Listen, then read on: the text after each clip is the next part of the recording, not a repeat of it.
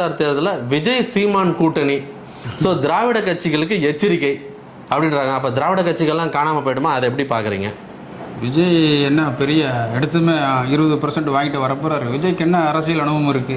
50 லட்சம் பேரை இது பண்ணியிருக்காருங்க. அப்போ நிறைய பேர் என்ரோல் பண்ணியிருக்காங்க அவரோட கட்சியில் 3 நாளில். பண்ணுவாங்க. மிஸ்டு கால் கொடுத்த கட்சி பிஜேபி கூட இருக்குது. மிஸ்டு கால் கொடுத்து அவங்க சேர்ந்துட்டு இது பண்ணி. ஆனால் இவங்க வந்து ஓட்டர் ஐடியோட இல்லை சேர்ந்துருக்காங்க.